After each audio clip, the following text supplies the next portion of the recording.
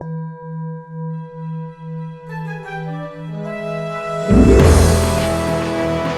Radical Secular Podcast, a demand for justice, equality, and rational public policy. Subscribe at YouTube, Apple Podcasts, and all the major podcast channels. Visit our website at theradicalsecular.com for articles, insights, and our complete library of episodes. Support us on Patreon, and follow us on social media. Hello and welcome back to the Radical Secular Podcast. I'm Christophe Defoe. I'm Sean Prophet. Tomorrow, Tuesday, November 2nd, is Election Day in the New Jersey and New York areas. And in the spirit of participation in the democratic process, Sean and I will be speaking today with Mr. Scott Paul. Mr. Paul is a candidate for county commissioner in Sussex County, a conservative county, in the northwestern corner of New Jersey. Scott is also young, and he's black, and he's a hip-hop artist. And all of that means that there are more than a few members of the entrenched Sussex County GOP establishment who are less than happy about Scott's candidacy, to say the least. Before we get into our conversation with Scott, though, I want to remind you that if you like our show, make sure to subscribe, leave a review, check out our Patreon, and tell your friends to listen. New episodes post on Mondays at noon Eastern on YouTube and all the major podcast channels. And we also publish new articles regularly in our journal at theradicalsecular.com. Now, we're going to do our t-shirt segment during our guest segment today. So let's just get right to the guest segment. We are pleased to host Scott Paul, again, candidate for Sussex County Commissioner in the great state of New Jersey. We have a great state here. Scott is a longtime Sussex County resident who lives in Andover Township. He grew up in Newton and graduated from Newton High School. Scott is an entrepreneur and an accomplished music artist who has always made it a point to use his platform to help others, including donating profits from his merchandise to charities, organizing benefit concerts to raise money for families in need, leveraging his robust social media presence to bring awareness to issues and injustices about which he's passionate. Recently, Scott has been helping to make his history in Sussex County by leading peaceful rallies in multiple municipalities with a message of unity, inclusion, and understanding. And there's nothing that pisses off conservatives more than messages of unity, inclusion, and understanding. We're excited that Scott made time in his busy schedule to speak with us. So without further ado, the Radical Secular presents Scott Paul. United mean anything in the land of the good old American dream. Fabric of the nation, ripped from the scenes, not knowing that we all playing for the same team. Yeah, divide, conquer, ooh, fill them all with lies, treat it like monsters, it's all part of the design, we don't even need to pick sides, come down to Jersey, baby, we could get high, yeah. Well, look, I've never run for office before, but I imagine it's pretty time-consuming, Scott, so thanks for making the time for us today. It is, man, but it's definitely a pleasure to be here, man. Thanks for having me, seriously. Awesome. Do you have a t-shirt on today for us, or no? You said a t-shirt? Yeah, you have a t-shirt, like a special t-shirt, because we do special t-shirts at the beginning of our shows. So it doesn't look like you do, but that's fine. I don't. It's not a big deal. It's not a big deal. We'll just jump right into ours. Sean, you want to go first? Yeah, sure. I'm wearing, this is yet another Black Lives Matter t-shirt that I have. I have about 5 or 6 of them. So this is my newest one I figured I'd wear today. Nice. Well, I've got my Joe Biden t-shirt, Black Americans for Joe Biden t-shirt, and I'm wearing that today because we are in election season, right? The election is coming up in just a few days, frankly. And of course, we have our candidate here with us to talk about elections. And I really want to sort of think about today the importance of local elections, right? And why those elections matter. So we'll talk about that. And look, Scott, you and I were connected here by our mutual friend Almir, but I've since discovered that you and I have another friend in common, and that is Lauren Jones-Rabbit. We talked a little bit about her before the show, but can you tell us now how awesome Lauren is and the kind of work you've done with her at the H3AL Coalition? Yeah. So, Lauren's incredible. I first got in contact with her last summer. After the death of George Floyd, we're doing a rally for George Floyd in Newton, and we had found out that somebody was doing a vigil the night before we had our protest scheduled, and she reached out to me and was just asking if we needed any help or anything, because like she was helping out with what was going on with the vigil that had been scheduled. The vigil had been scheduled because they didn't know of anybody else doing anything. And they wanted to support Black lives, but that wasn't happening. So people stepped up and did it. But some people of color from the community ended up getting together and organizing something the following day. But that was the beginning of our working together. And I found out that she is the wife of a history teacher of mine, Jim Rabbit, who we talked about before. Just an awesome guy, a great teacher, and history is my favorite subject. So, and he was my football coach. So I always loved him, and I always thought really highly of him. So finding out that his wife was also like woke and and not even like woke on it gets really thrown around a lot today in a lot of times in jest, but she's somebody who actually like really cares about the issues, and not just cares, but like she cares enough to like really research and really see what she can do to help these issues. So since then we've just been working on finding different ways to bring awareness around anti-racism, and just all of the effects of like historical and contemporary racism, both in individual and structural senses. So earlier this year, she helped me found the HEAL Coalition, and it's stylized like H3AL, and it stands for, it's an acronym for highlighting equality and equity through education, advocacy, and love. And she's just done amazing work. It wouldn't have been able to be anything without her. So yeah. Shout out to Lauren Rabbit. Absolutely. Shout out to Lauren Rabbit. And that acronym, I can't think of a better sort of way to describe how Lauren approaches this sort of stuff. Lauren and I went, for those out there, went to both junior high school and high school together. Catholic school is interestingly, and we were in Morris County, New Jersey, and we were definitely sort of in many ways the odd people out. Although we weren't close then. And Jim Rabbit was one of my high school teachers as well, right? And so he, like you said, is a phenomenal teacher by any standard. Certainly at the school that I was at, he stood out. But by any standard, he really is an outstanding teacher, an outstanding guy. And we've all gotten pretty close in the last several years definitely since the George Floyd stuff, but in general, I got, thanks to Facebook, we always shit on Facebook on this show, but that's one of the things that Facebook does well, and that is reconnecting you with old friends.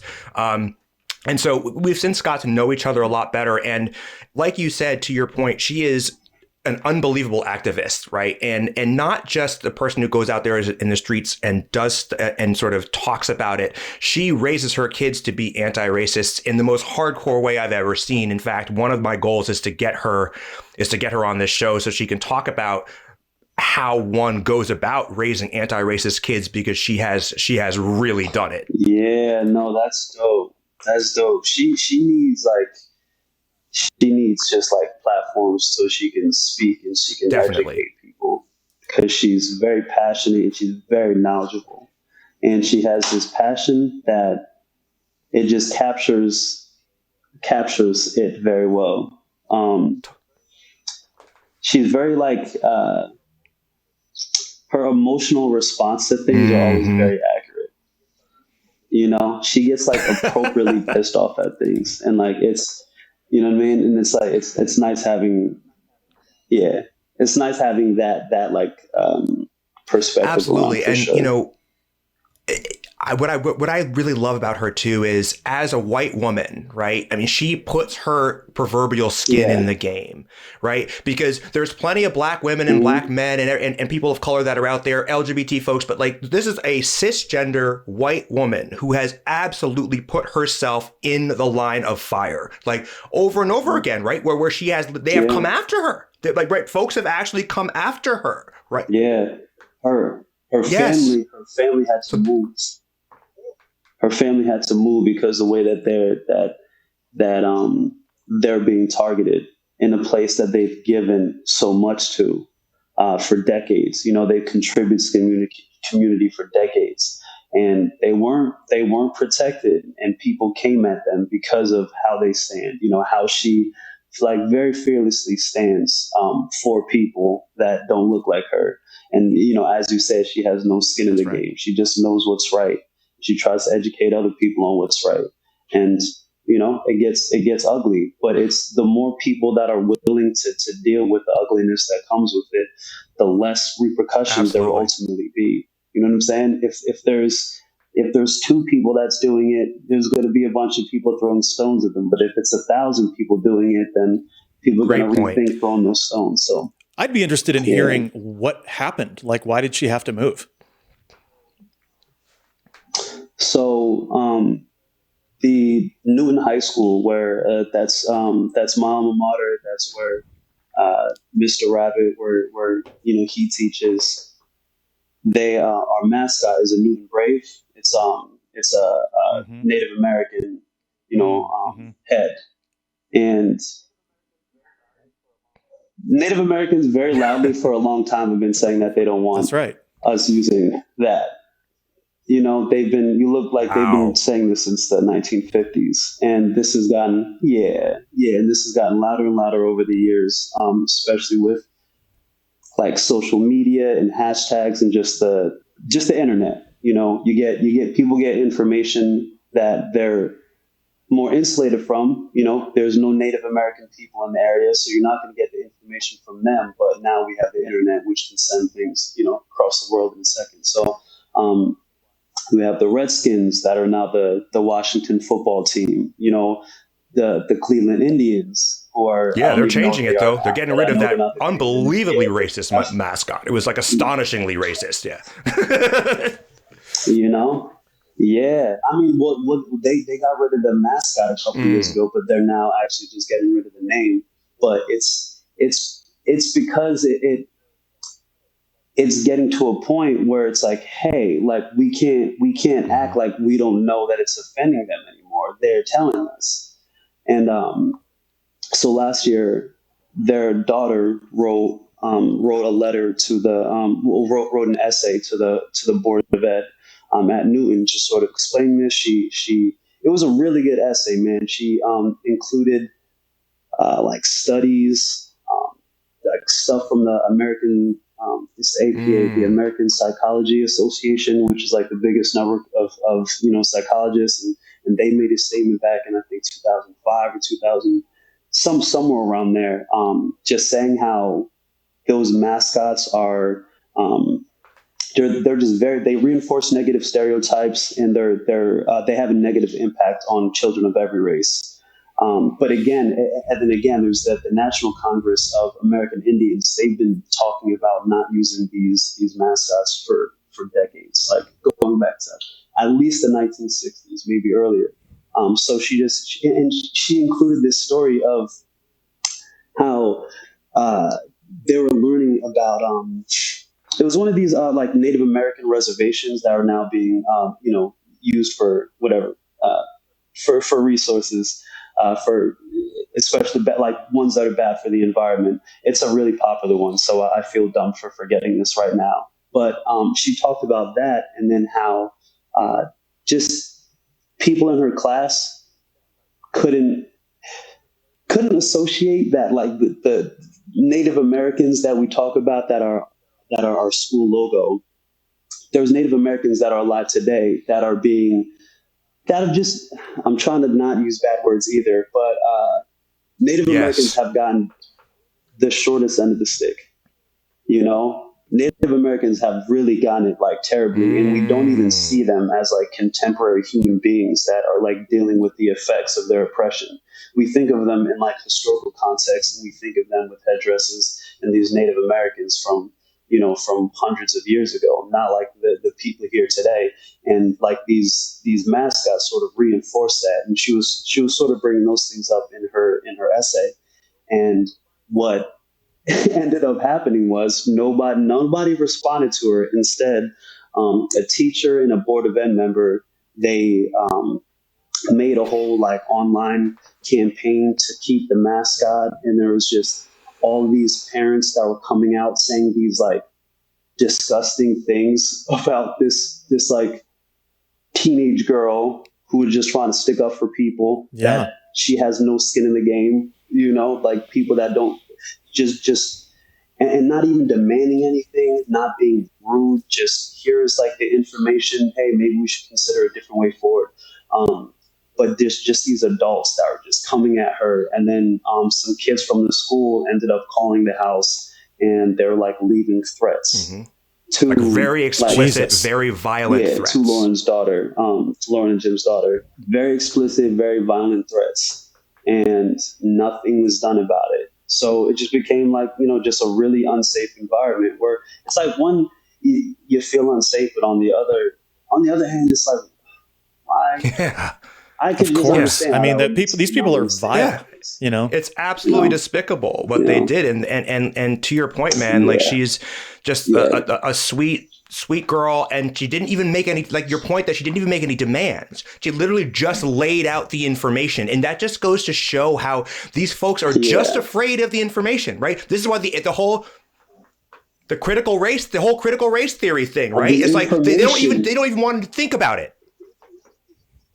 That just they don't even have to know what it is. They don't even have to get into the nitty gritty of. They will out there protest against it without even doing a lick of research on it, because they're scared of just the information. Just the information makes them get their friends together and start throwing stones, man. Go ahead, Sean. Sorry. It's a real sign of weakness. It's a sign of weakness that if you can't. And the same thing with this whole anti-woke thing. I wanted to say something about that real quick, because it has just taken over the entire conversation now. It's like the worst thing in the world you could be is woke. It's like, well, excuse me, I thought the worst thing in the world was injustice, right? Yeah, exactly. How is that not worse, right?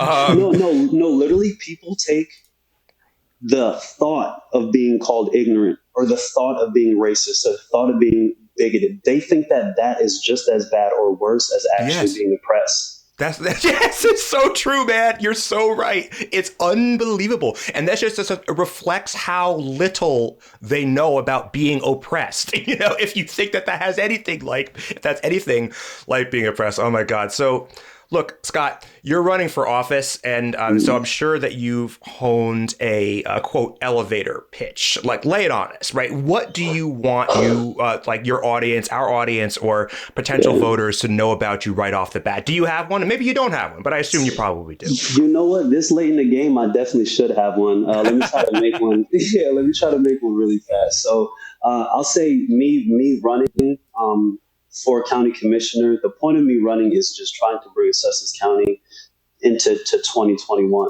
I think that as a society, as a species, we have a long ways to go. But especially in Sussex County, we need a lot of catching up to do.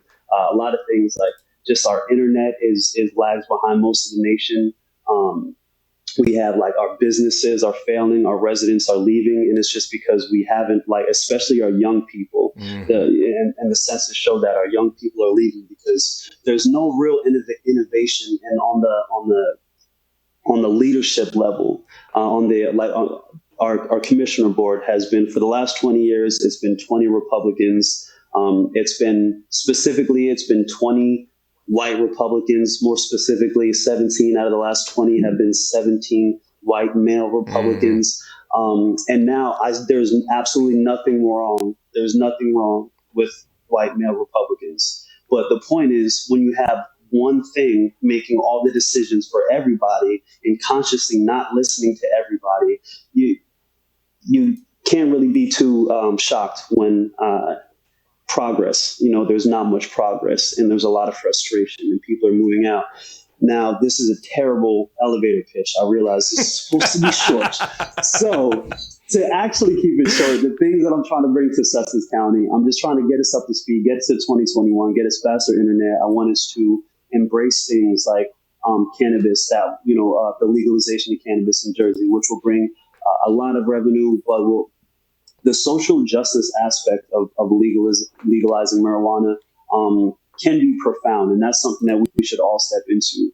And just more inclusive and diverse representation. How it's been so far has been very obviously inadequate, and we need to bring more people into the conversation so that we can find solutions that kind of work for everybody. So that's my long, short.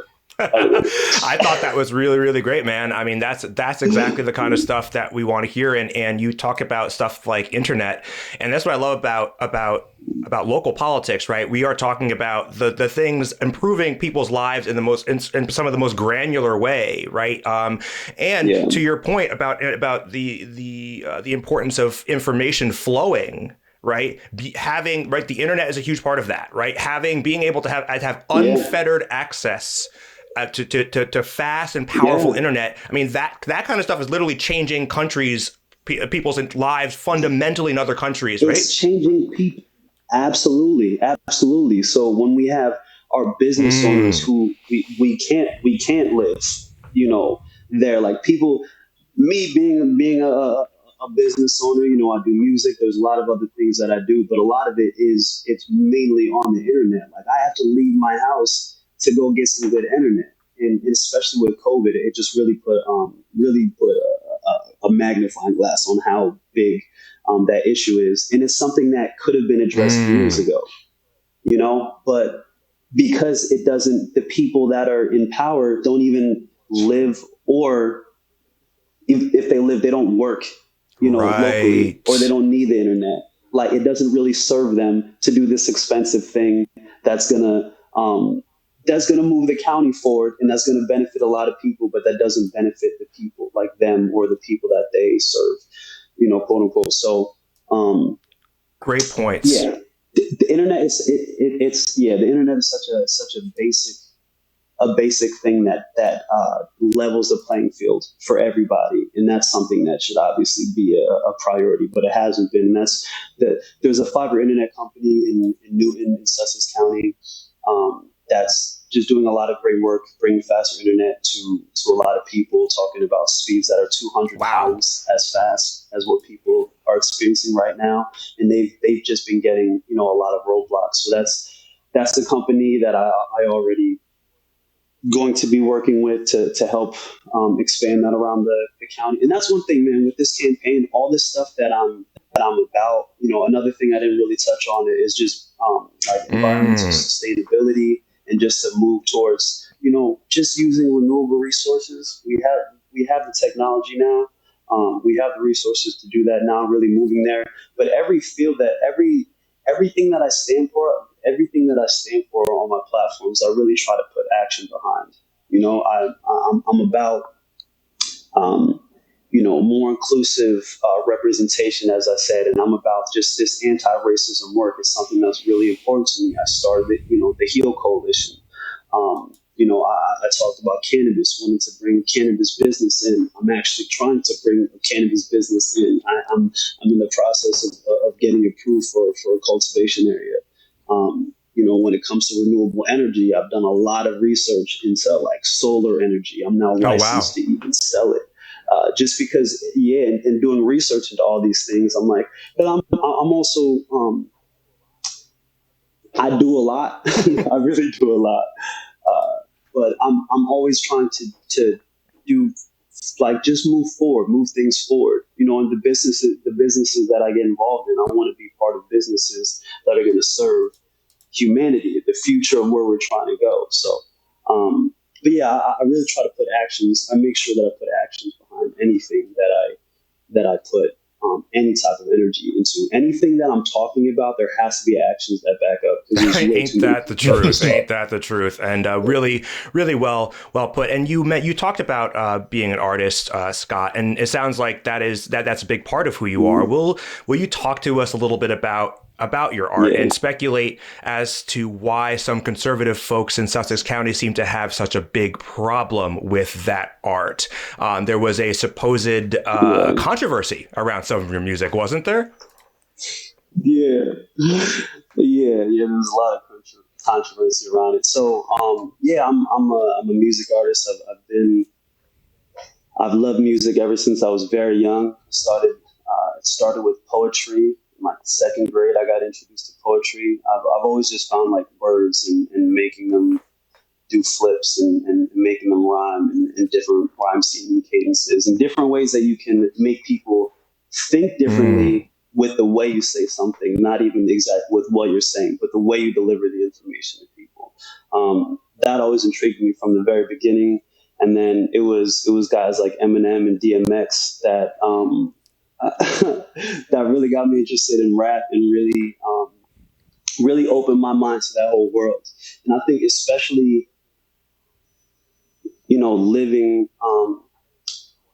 especially feeling like I didn't really know how to express myself or how I could express myself, seeing these guys just say whatever, however they wanted to say and making it sound cool and just the cleverness and the bravado and it was just always really cool. It was a lot of fun to me. So that's something that I embraced, from when I was really young.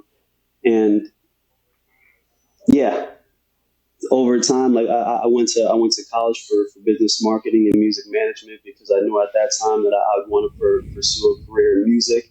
But I've always wanted to be my own boss. I never wanted to, have to work for anybody or depend on anybody. But in college, I had my first big show. I opened up for J. Cole and Fabulous at the school. And then since then, I've had shows with a lot of big names from Mac Miller, Meek Mill, Chance the Rapper, Fetty Wap, PNB Nice. Rock, A Boogie, just a lot of big people. And so now talking about where this comes in on the campaign,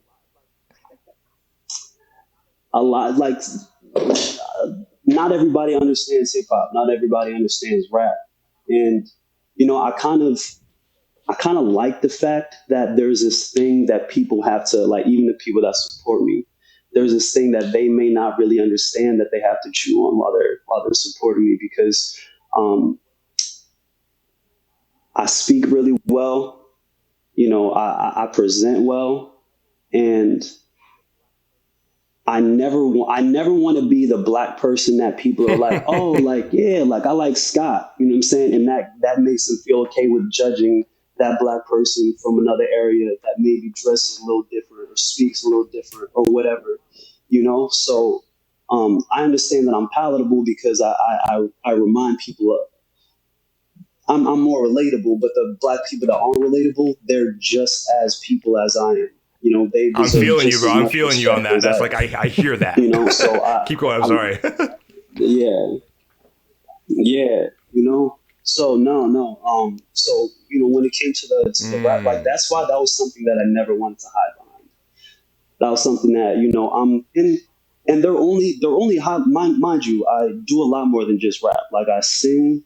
My biggest songs are all like my pop R&B joints, but I also rap, and I really enjoy rapping. I started rapping, I'll never stop rapping, and something that I learned early, the word vernacular. I learned this in 7th grade, and shout out to my English teacher, Mr. Runsky. But yeah, he told me this word vernacular, and that's something that I was kind of stuck with me, and that's just using certain words in different places to communicate more effectively.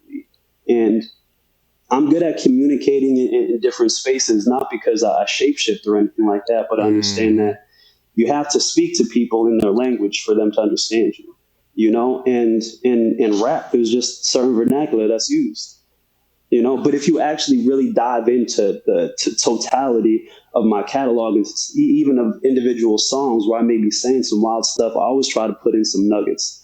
There's always some little things that I drop in there, but I have to speak the language of the listeners, or else they're not even going to care about anything. They're not even going to play the song. So No, not at all. Sorry, I got a little off. Not at all. Off track there, but so after we had a debate on October 5th. It was me, my running mate Mike Grable, who's he's a 63-year-old. He's he was in the Air Force. Yeah, he's a military veteran. Just like a great dude, did a lot of work in the community. He was inspired to run after he found out that I'd be running. He decided to be my running mate. So it was us two against the two incumbent commissioners that are up for re-election, two Republican incumbent commissioners. And I think they just like really underestimated me or whatever. I don't know. I don't know whether I underestimated or not, but I like. You lit them up. I like. You lit them up. I mean, I don't know how to say We'll say it for you. I don't want to. Yeah. Like they got the. Yeah, I mean, they got that work. You know what I'm saying? They definitely got that work. So, so afterwards, they just like start all these personal attacks. It's primarily just Don Fantasia. Chris Connie hasn't done anything, so I give him grace. But yeah, where she like put out this press release where she tried to act outraged about the words in one of my songs that I released a year ago, and basically saying how I'm a misogynist and just like this whole tirade against rap music and how rap is so bad, and just judging my character off of my creation of rap music and just like my love for rap, because she was just saying rap, the whole genre is just bad. Meanwhile, rap is the most consumed genre in the world right now. So that just kind of shows you another way that these people are behind the times. But yeah, but she was. I give people. Everybody has different perspectives on things, and when it comes to something like rap, I compare this to like if you only watch like family movies, if you only watch like rom-coms or stuff like that, and then all of a sudden somebody puts on like a rated R scary movie, and there's like throats being slit and there's like blood and guts everywhere, it's gonna seem really inappropriate and really shocking, and you're gonna be like, why is this on? Nobody should watch this, And it's like the same, if you don't listen to rap, if you're not from that, if you don't understand that, and all of a sudden you listen to that, that's going to be really jarring, But I think like nobody's judging the character of the person who creates that is an amazing analogy. And also, this goes back like to the 1980s and like Tipper Gore and the Parents Music Resource Council and all those hearings and the like parental advisory, explicit lyrics stickers and all that stuff. I mean, this is like a 30 years ago controversy, right? It really is pretty old school. 30 years ago is still today in Sussex County, and that's kind of the point. You're wrong. Well, you make a really great point. I mean, right, like the conservative base tends to be older, whiter, and more male, right? And boomers, really, right? In general, that age range. And these are folks that will very much remember Tipper Gore and all that kind of stuff, like it was yesterday, right? I mean, it's just funny that you say that they're like older white males, because it's all these older white males that are coming out and telling me like how my music is degrading to women, and there's like just all these women that are coming out that are like, I'm a feminist and I listen to rap music. Like, stop feeling like you have to defend this, bro. We got this. I mean, it like, and we all know as we sit here, and I applaud you for your grace in answering that question. But Sean and I will have a little bit less grace, and we'll say, look, this is a fucking hit job. This is like, let's pick one thing that we can attack him on, right? By the way, it's rap, and by the way, he's black, and by the way, all that is scary. So that's exactly what this is. It's an old sort of plan. It is, and that's why I don't take it personally, because one, I know either it's ignorant or it's not even real. Like, right. That's so true.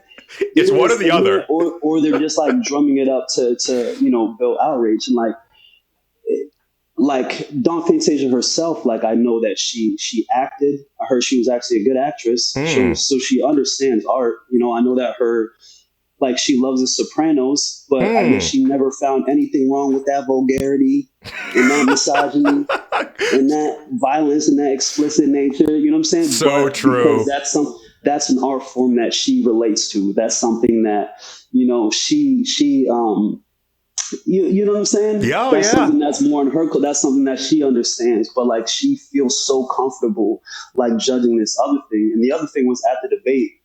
The last question of the night, they asked They said Sussex County has a reputation of being highly bigoted. What are you going to do to make Sussex County more welcoming and inclusive? And first, Chris Carney gets up there and he says that, well, I can tell you that Sussex County is not racist. I talked to Josh Gottenheimer, this middle-aged white congressman, and I talked to Mike Strada, who's our middle-aged white sheriff, county sheriff, and they told me that racism isn't a problem here in Sussex County, and you got applause. That is astonishing. Like, what? That is, bro. And then I'm just like sitting there at the table. I just had to like play it cool. I'm in the twilight zone. So and then Dawn Fantasia gets up there, and then because she works at I don't know, some out of county school, but she's like an administrator. She's a principal at like a school of the black population. Oh, that is terrifying. Oh. So she gets up there, she talks about that, and then she says, she like lists some stuff that some other people in the county are doing. And like, so then I get up there and I call out the fact that like, Chris, I'm like, your references, come on, buddy. Pretty much I'm like, listen, I know you talked to Josh and Mike, I'm sure a whole bunch of other white dudes that are telling you that racism isn't a problem, but what black people are you talking to in Sussex County about it? And so like Dawn Fantasia gets up in her rebuttal, and then she again brings up like, Scott, I know you don't know me, but I'm an educator for 14 years and like Trenton, and she's like naming all these places that are like 3 hours away, 2 hours away, these black kids and other places that she gets paid to care about. So I'm like, what about in Sussex County? What black people in Sussex County are you talking to? And because that throws her off, she goes, no. She goes, well, the other part of that, because when I went up, I said, making Sussex County less bigoted and more welcoming, you have to first acknowledge the ignorance that is here. We just have to acknowledge it.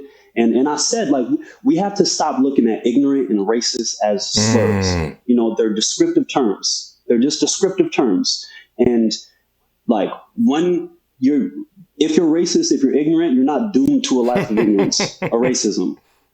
Totally. You know what I'm saying? You can learn, you can become more educated and grow and not have these biases and just, whatever, but they're not like slurs. But yeah, so I said, it's acknowledgement first, and then the next step is action. Then we put action, behind that. And she was like, first step is acknowledging, and there is a problem. But the other part to that problem is the words that you're using. And these aren't your words, but what you want me to say is I'm a bigot. And she was like, and it's just like, I won't stand for that, that nonsense or something. She said, that's why you get no traction. So she said, she's been commissioner for 3 years. So she acknowledges that racism is real and is a problem, but she doesn't do anything about it because she's uncomfortable with some words that are used in the conversation. I mean, just such bad faith. I mean, like you said, it's either... But she's on record, man. She's on record saying this, and that should be a really, really big issue. Like, bro, we've been trying to get like anti-hate resolutions passed. We've been trying to get some actual real movement towards anti-racism, and they haven't done anything. And she said, I recognize that it's a problem, but I'm not doing anything about it because I'm uncomfortable with the words that you're saying. That's just unbelievable. Like, just so, wow. That's our representation. Wow. But so this happened at the debate, and then a few days later, she comes with a press release talking about I'm a misogynist because I make rap. It's just like eye roll, right? I mean, come on. But that was it. It was so obvious. It was an old song, and this comes a week after, like right before the debate. Chris Carney, her running mate, he was in hot water because he accidentally texted to this girl who was coming to the debate, "Yo, this bitch doesn't know what she's in for." Talking about her. She had her name circled and sent it to her on accident. It said, this bitch doesn't know what she's in for. Right? But like, right. I mean, that. She praised Donald Trump for 4 years. Exactly. She had no problem with grabbing by the pussy. She had no problem with him cheating on each of his wives. She had no problem with him paying off porn stars. She had no problem with the dozens of sexual misconduct allegations. But now she's all of a sudden outraged about a rap song from a year ago, a couple of days after our debate. So obvious. It was like so obvious. Well, you know what I mean? It reminds me of Ted Cruz, who, is constantly upset about people kneeling, but then he was defending parents who were doing the Nazi salute just a day ago in Congress, right? It's like, oh, this is their free speech, right? Right, so right. It's like, unbelievable, this guy. Unbelievable. He said that, yeah. Yo, Ted Cruz is such like, oh my God, I get really confused how people get like caught up in that, how people support him, how people look at like just his consistency, what he does consistently, and think that this dude's not a buffoon. I mean, he is. There was a time when Ted Cruz was the wacko in the Republican Party, but now he's become like, he's normal, right? I remember he's the center. I remember back when it was, I thought we lost you there for a second. There was a time when he was like this crazy guy doing this crazy stuff. It was Ted Cruz, but now Ted Cruz is sort of just the ideological center, like you said, of the GOP. Just the standard. Absolutely. Well, that's what Trump did. Because different conversation. Now, Scott, conversation. We're getting a little bit low on time, but I don't want to keep it for too long. But you and I, we have never spoke before today. But I have a really, really high suspicion that there are certain elements of our life experience that are really, really similar, right? We both were black. We are now black men. We were black boys who grew up in like a really relatively conservative suburban counties in New Jersey. And that background definitely generates some pretty specific experiences. So with that sort of in mind, I want to ask you, what was it like to grow up as a black dude in Sussex County? Right. And how was that? So also like I was, a black kid in Sussex County. Also I had, I'm the son of a Haitian immigrant, single mom. We had a lot of financial struggles, or obstacles. And, my mom was young and figuring life out at the same time. She was raising like these 3 kids, these 2 boys and this little girl. And, it was growing up. It was just a lot of trial and error and a lot of, trying to figure things out from the outside. And I don't know if that makes sense, but when I say figuring things out from the outside, it's like I always felt like an outsider. Yes. But there are these things like, and I talk to my brother about this, a lot, because my brother's a doctor. He's, first doctor in our family. Obviously, wow. he had the same upbringing that I did. So, he overcame a lot to get where he's at right now. But my brother was also like really popular in our town. And, me and my brother both were like the captain of the sports teams. Like I was the captain of my football team and basketball team. I was all league in all those sports, all league in track. Also, like I was the lead in school plays. I sang in the choir. I had solos in the school choir. Same thing for my brother. And we're able to assimilate, and we're able to like have a good experience in all this. And a large part of that is because we're exceptional at a lot of things. And we realize that like our experience as black kids was different than a lot of white kids, but was still better than a lot of other black kids because we happen to be exceptional at some things. We're also like very personable.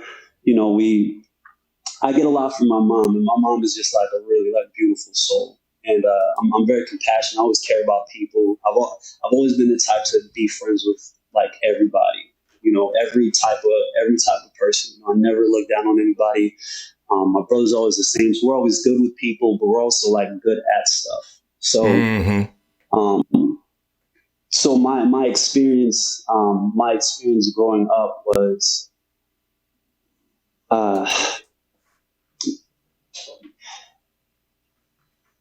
it was a lot, man. It was a lot. And it was a lot that I didn't realize until, I was in my mid-20s.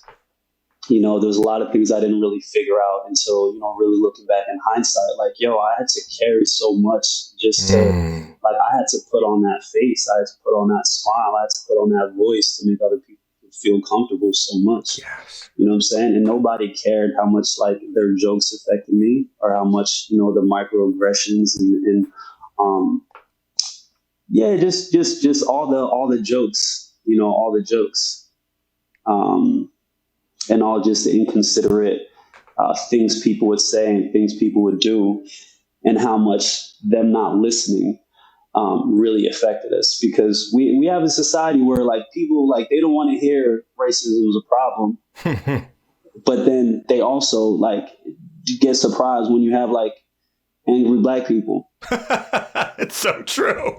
So well said, man. So well said. You know, two things you said to me jumped right out at me right away. And that is you talked about being exceptional and how, right, like, because conservatives love to point to the exception and pretend like it's the rule, right? Like they love to do that, right? To say like, oh, well, this one poor person pulled himself out of poverty. So therefore, anyone who doesn't do that is deficient somehow and doesn't deserve it, and they deserve it.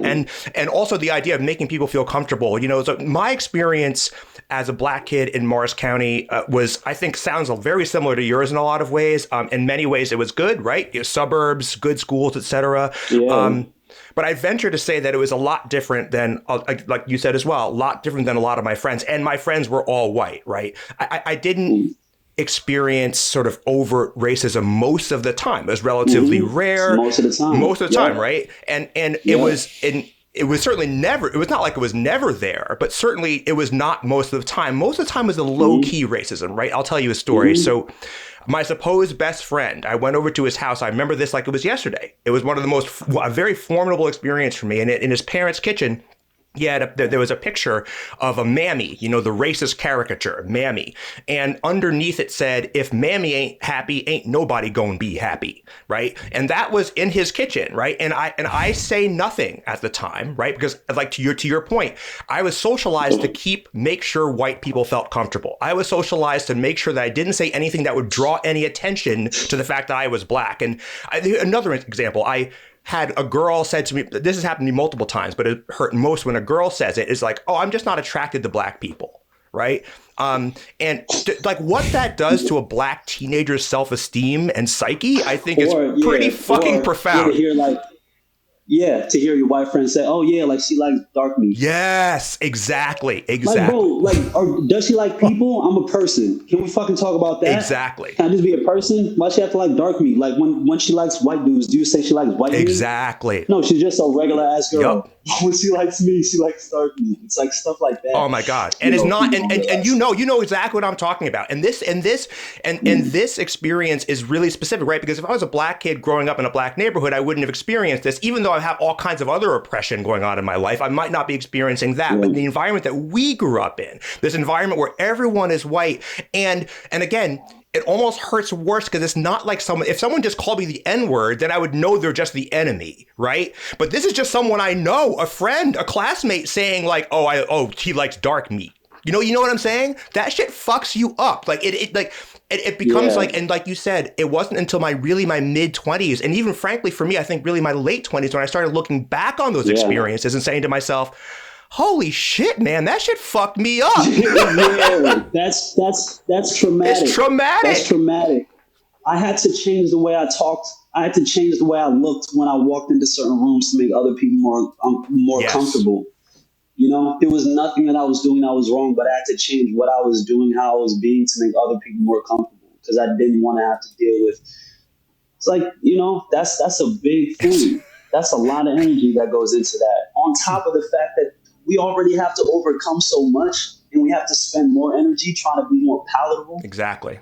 You know, for other people, it's a lot. Yeah. Being the white guy listening to you two talking about this, you know, this is rough stuff, and I'm also, you know, consider myself very aware of these issues. And when I think back on my teenagers, I mean, it's hard enough, right? It's hard enough, right? Just being a teenager. It's hard for everybody. Yeah. That's so true. But for you guys, and dealing with this growing up in as a minority in a white environment, it's hard to imagine just what that would, just like how that fucks with your head. Mm-hmm. You know, it's kudos to both of you. Thank you. And you know, like as you said, you think about just being a kid, how hard it was being a kid, and I think that's life is like hard on everybody. So it's hard for people to like fathom other people having a much different part of experience. Because especially when you're the majority and everyone around you is telling you that it's not actually different, and then the news sources are telling you that it's not actually different, there's all these, confirmation biases.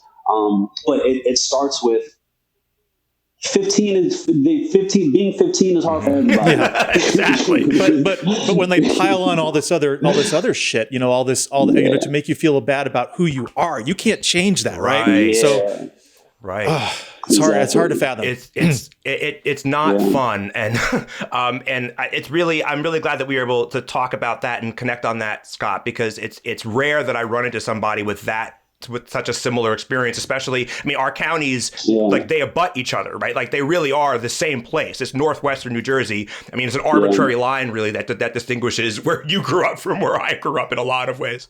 Yeah. Wait. Morris. What county were you? Yeah, so like right there, right? Like Randolph, it's like Randolph and then basically Sussex County, right? So, but I know before we let you go, Scott, I want to talk specifically about the experience of running for local office. I really don't know what it's all about, but let's just start though. Why do you think? Let's sort of frame the conversation a little bit, and why do you think folks should care about local politics? Like, what is your pitch to people? Like, this is something we should all care about. Yeah, so, and I wasn't planning on running for local office, but I remember going into 2020, knowing that the two presidential candidates were going to be Donald Trump and Joe Biden. I was like, oh, that sucks so much. Like, I know you're for Joe, but like, I'm not a fan of these candidates that are just, we're forced. That I feel are kind of forced on us. And I just think that it all starts from a local level. If the standards that we set at a local level, a lot of the changes that we want to see really happen close to home. But it's the standards that we set on a local level that trickle upwards into, what we end up seeing on a state and national level. So, with me running, it was, I've always been somebody that's very involved in the community. I've always cared about the betterment of society and doing what I can, using my talents, using my platforms and the things that I bring to the table to make life better for other people. So after last year I helped organize a bunch of the Black Lives Matter rallies in Sussex County, and they're all peaceful. They all went really well, and they're all heavily supported in this vast majority, white county. And people just really got behind me and wanted me to continue being a voice. And when I think of just the need for more inclusive representation, we really need everybody needs to have a seat at the table, and because what it's been is us asking, and then them just like shutting their ears, or us telling and then them acknowledging and not doing anything about it. And they're saying it now. At first I thought that they knew what was going on and they weren't doing anything, but I got the confirmation. Like, now I know that for a fact. And in knowing that, I just stepping up locally, I think that me being an artist, I also just wanted to show you don't have to have this, a conventional background to be a politician. If you're somebody that cares, and if you're somebody who more than anything is willing to work with everybody, to give everybody a seat at the table and listen to every single person and come upon the best solutions to move things forward, I think you should get involved in politics, whether that means just voting, or whether that means volunteering on somebody's campaign that you really believe in, or if that means, running for yourself. There are things that need to improve, things that need to progress, and they're not going to unless people step up and do that. So I'm just, I like to put action behind my words. So I think that's fantastic. And, I've read a lot of articles and sort of postmortems, I guess, for the last several election cycles. And one of the things that comes up a lot is that Republicans have found ways to sort of dominate local level politics, certainly state level politics, certainly, but also trickling down now to the local level, right? So that you can start to overturn election results, for example, right? Like that is something that we've seen these new bills and new laws that come out. So and to your point, to your point is this idea of like having a bench for like developing a robust bench of Democrats, folks like you, folks who are, and this is where you start, right? You start at this local level, and if we want better, to your point, if we want better candidates one day for president or for senator, then we need to start now. We need to start with folks like you who are getting involved and getting passionate and who are progressive and who are thoughtful about this stuff. Sean, you wanted to say something?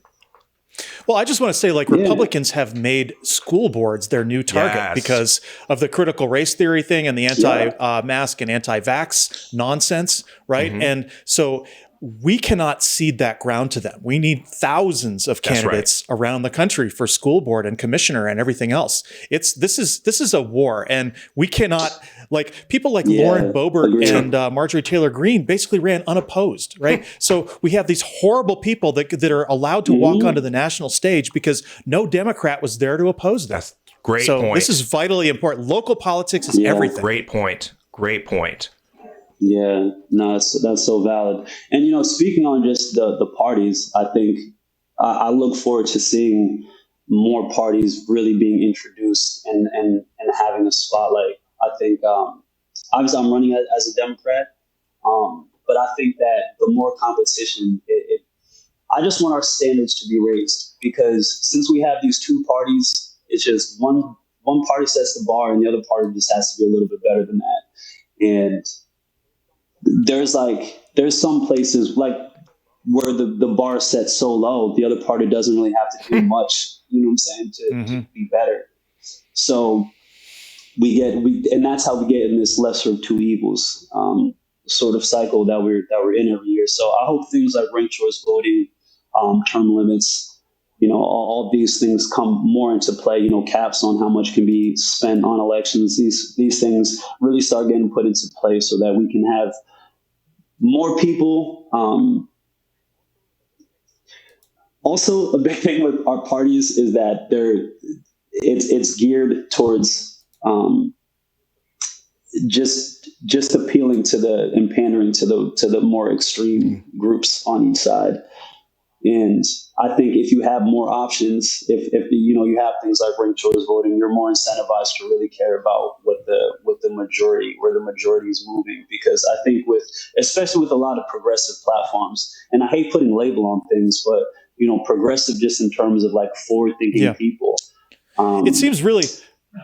I'm sorry, I didn't mean to. I wanted to just address the thing about the parties, because at the national level, we're stuck constitutionally with two parties because the Electoral College and the winner-take-all sort of system. But at the local level, we've got a real option to have multiple parties because Greens and Socialists and whoever else can get elected at the local level. So, you know, and that's been proven. So, you know, that's where the opportunity is. The trouble is, though, is when the third party ends up taking votes away from, you know, a Democrat and then putting a Republican in. That's what happened.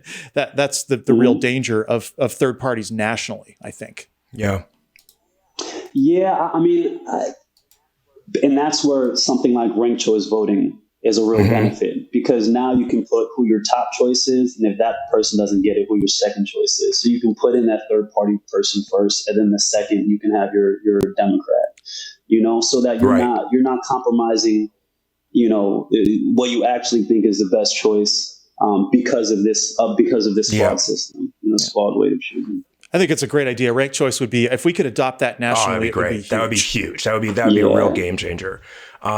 So, Scott, is there any element of running for office that you don't like? I mean, like, or not even that you don't like, just what stresses you out about it? I mean, I don't know much about what that process is when you're running for commissioner. But when like you have a day that starts, whatever you do your job, you work, and then you have a lot of things you do at night. Like, what is it that you're like, what is, maybe just give us an idea of like, what happens during the day on an average day for you during this election season?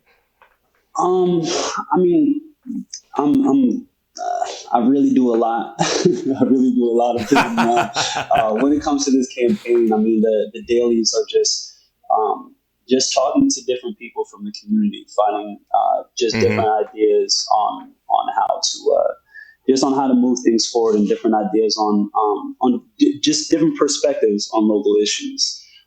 When it comes to like the environment, for instance, there's so much technology and there's so much information out there on different ways that we can just be better to the planet, that we can save money being better to the planet.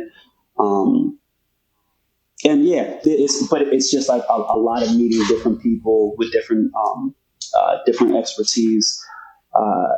That's a big part of it. Working with just the campaign team on different strategies to get out there. With COVID, it was difficult, still, because you don't want to like knocking on people's doors is still it's still a little funky. People don't really want to answer doors for strangers still. So yeah, just finding different ways to really get out in front of everybody, because in Sussex County, there's a lot more Republicans than Democrats, and their like Republican machine has been in place sort of a lot longer. So they have a lot more capital, and they just have like the sort of brand recognition up in Sussex County. So we've had to be innovative in our ways of communicating with people, and also just combating their so talk about just the most annoying thing about this. It's just it's the stuff that we see on the national level too. It's the mudslinging. It's the and like the political gamesmanship that comes with campaigning, and that just comes with politics, and that it's all about making the other side seem terrible, and it's about fear mongering, and it's all about saying like this person will make your life worse and destroy everything that you love, instead of actually talking about what you're bringing. How are you going to make things better? It's like they don't even do that. They just try to convince everybody that you're terrible. And I see it. Again, that was one of my inspirations for even running, is that I hate how, like, this race, I looked at it. I play sports. I said I play football, basketball, and track. In football and basketball, a lot of the success of the game, on my part, was the other person, my opponent. If I played running back, I have to run through somebody or move around somebody to get that touchdown. If I'm in basketball, I have to move around or do some moves so that I can get to the hole. But in track, my success on the race is solely determined by my form, by my breathing, by my mental, it being locked in. And that's really how I looked at this race. Is my blinders on, I'm going forward. I know exactly what I'm trying to do. I know exactly what I stand for. I know exactly where I think that this county should go. And that's what I'm focused on. Whereas they're looking to the side the whole time. You know what I mean? They're looking at me the whole time, talking about my rap lyrics and talking about this other stuff, because they can't focus on themselves, because maybe that's an insecurity, or maybe that's just how this whole game is played. It's them just trying to make the Democratic Party seem bad, them trying to make our candidates seem bad, so that they can maintain their status quo and not actually do anything to move forward. Yeah. But yeah, that's been the most annoying part of this campaign is I've been getting judged from a distance my whole life, so it doesn't even really bother me that much anymore. But it's knowing that other people are being manipulated into a worse life for themselves, or other people are manipulated into voting for people that are actually against their interests. That's the part that really, kind of sticks with me. But we're making strides, and we're making a lot of strides. There's been so much momentum and buzz around this campaign. I get so many just encouraging calls and awesome messages from like really, really dope people, from like people that I went to high school with, to CEOs at certain local companies, to politicians, to like my principal, like, different people that are really proud and really motivated by what they see going on. So I know whatever happens on November 2nd, I've inspired a lot of people. And I already know that Sussex County is forever changed moving forward. But on November 2nd, we'll see how quickly we'll get to some of those changes. That's really well said. Really well said, Scott. And, you know, I'm excited by your campaign, right? Like, I am excited that, like, the new energy, having grown up next to Sussex County, realize and knowing what Sussex County is, seeing you up there on the website, you know, having these conversations on the podcasts and everything else, it's very, very inspiring to see that these kinds of changes are beginning, or at a minimum beginning here. Yeah. And I think and I think that you will have a really, regardless of what happens, although I'm confident that you will win, regardless of what happens, I think that you have changed the game here. The fact that a young black man is running for this position, really thoughtful, interesting, all this sort of stuff. Like, this is changing the status quo has officially changed, right? And there is, like, it really has. It really has. And that is that's super important. Now, is there anything? And that's exactly what I want to do. Yeah, absolutely, man. That's exactly what I want to do. Change the status quo. Yep. Exactly. Well, look, it's been really a pleasure having you on, Scott. It's just been a great conversation. And you know, like I said, regardless of what happens on November 2nd, we are in your corner here at the Radical Secular. Do you have any parting thoughts? Just, you know, if everybody watching this, just know what's going on in your neighborhoods and just in your regions. Try to stay plugged into the local candidates and just the local community leaders and see what you can do, or even who you can just get behind, just to make your little corner of the world better. And November 2nd is where we get it started. Awesome. All right. Well, thanks. Hope you win, Scott. Thank you. It was really great to meet you. You as well. You guys are awesome. We definitely have to do this again soon. Absolutely. And let me know. And thank you everyone out there for being here. And as long as they keep us fighting over crumbs, we're gonna be distracted by the bullshit. Long as we got right to bear arms, I'll be waiting with a full clip. Yeah, divide, conquer. Ooh, fill them all with lies, treat it like monsters. It's all part of the design, we don't even need to pick sides. Come down to Jersey, baby, we could get high. Yeah, grind it, roll it, light it. Third eye, feeling light. You see the truth and we don't like it. You see the truth and we don't like it.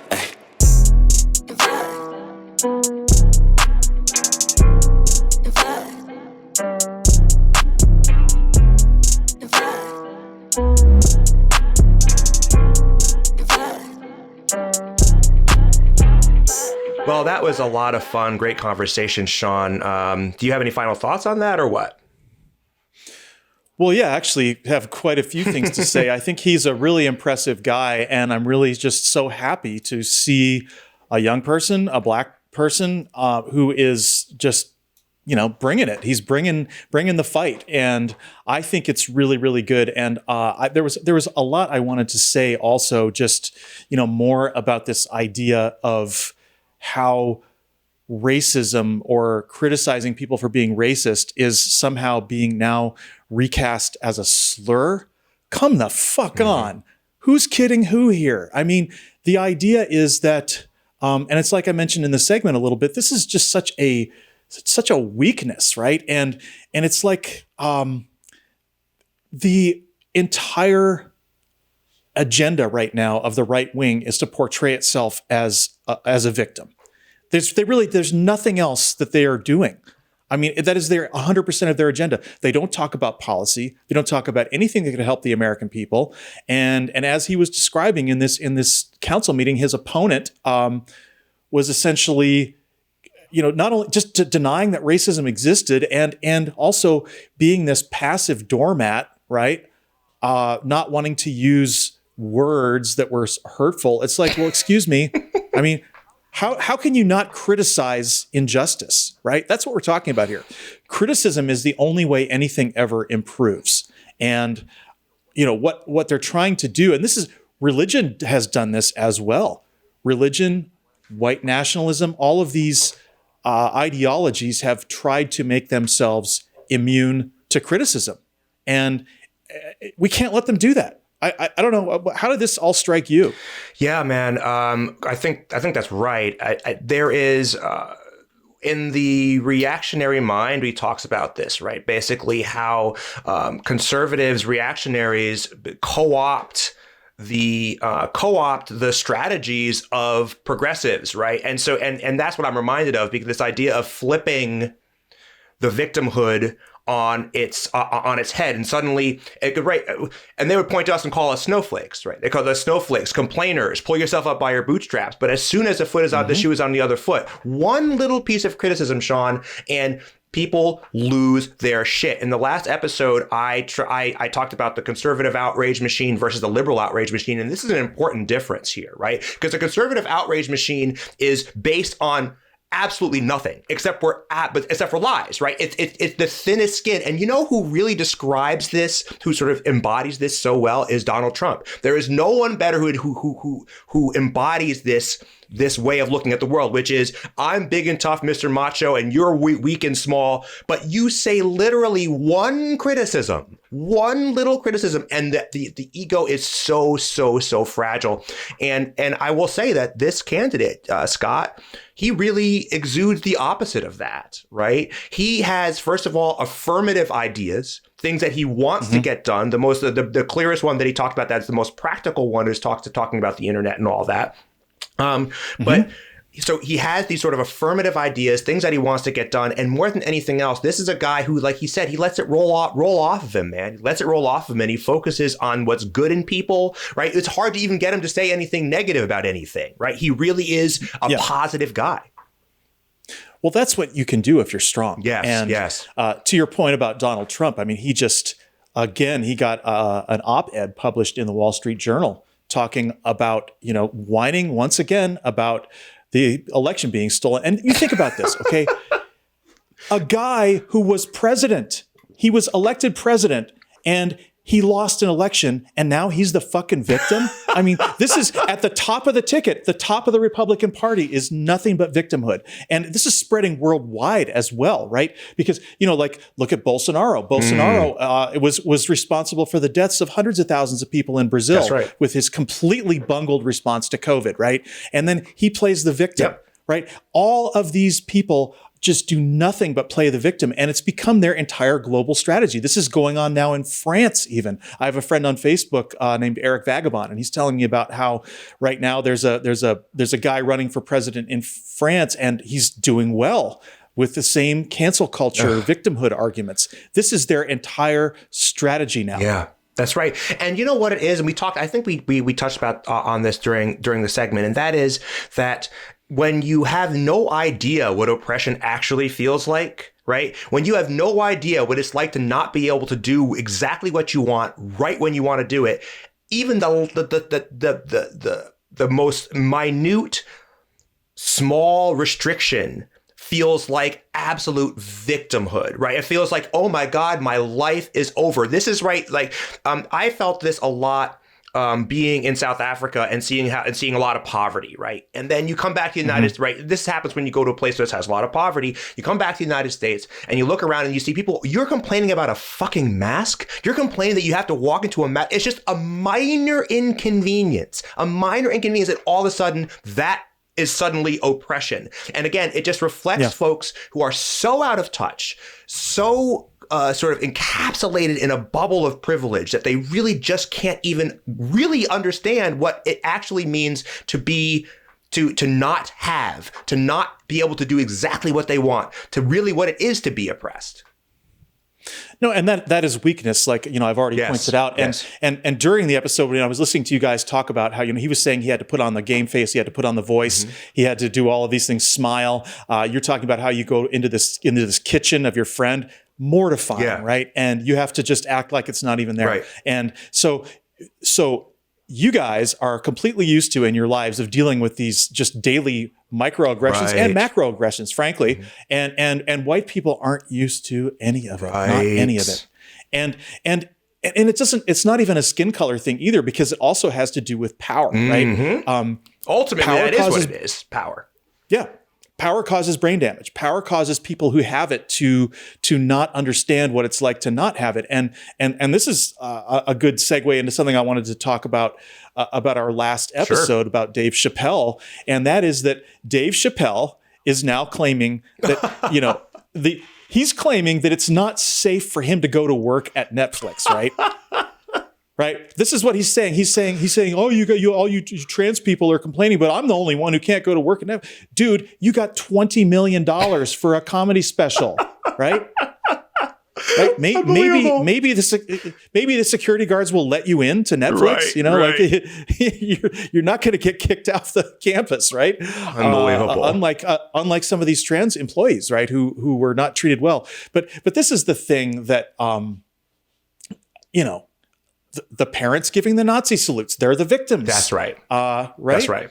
The football players who aren't kneeling are the victims, right? It's like the football players that aren't kneeling, right? It's unbelievable. Yeah. It's astonishing. Yeah. It's astonishing, right? The man who was literally president of the United States and before that was just a billionaire. Oh, he's the victim, right? He's the guy who's gotten screwed over by society, right? The most powerful, wealthiest class of person, American whites, that they are the big victim on the planet. The most powerful group of people on the entire planet. They are the victims, though, right? They're being canceled. And who can get away with the shit that he gets away with? I mean, did you hear what he said about Colin Powell? Oh my God, right? I know.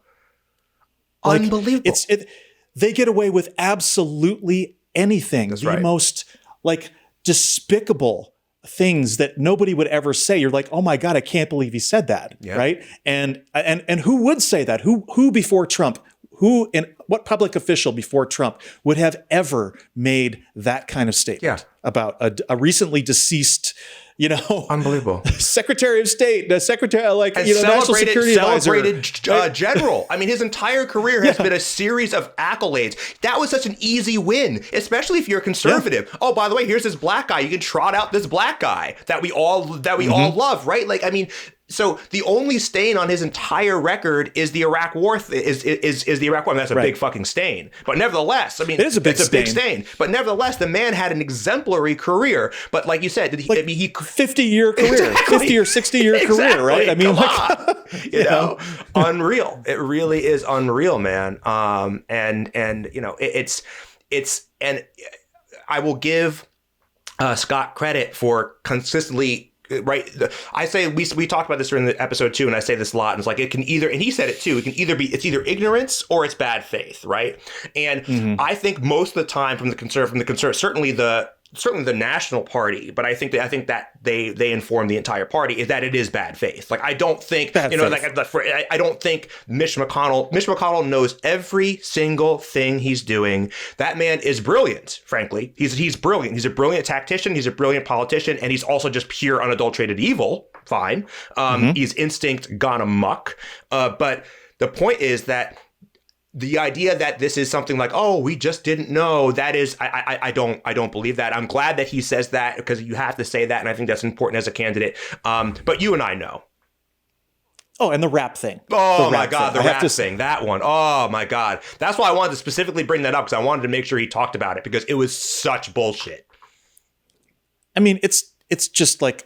Hot Tub Time Machine or something. We're talking about this again? I know. How are we talking about this? I thought we all accept that now rap is mainstream. Like, right, soccer moms say stuff that used to be in rap songs like 10 years ago. Soccer moms now say as just things that people say, right? Like people say, I mean, I can't think of a great example right now, but there's all kinds of stuff like that. Little words that used to be like, oh my God, a rapper said that. And now that's just part of common parlance, right? I mean, that's what happens in culture. And to his point, to Scott's point, rap and hip hop is by far the biggest, most popular pop music there is right now. There basically isn't, I mean, I don't follow pop music because I don't particularly like it, but I think rap basically is it pop is, music right? at this That's point. what I'm saying. It really is what pop music is. Absolutely right. That's absolutely right. Well, anyway, look, I think we're probably close to the end of time here, and it's been a lot of fun, a really great episode. And I want to remind everybody out there that if you like our show, to make sure to subscribe, leave a review, check out our Patreon, and tell your friends to listen. New episodes post Mondays at noon Eastern on YouTube and all the major podcast channels, and we post new articles weekly in our journal at theradicalsecular.com. I'm Christophe Defo. Thank you for being here, and remember that wherever you are, you can be radically secular.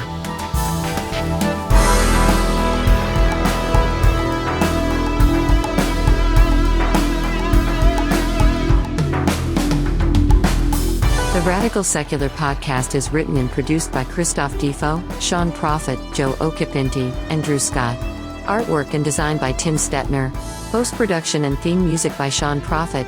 Special thanks to our support team, Lindsay Brightman, Jillian Sky Jacobs, and Lori Field Okipinti.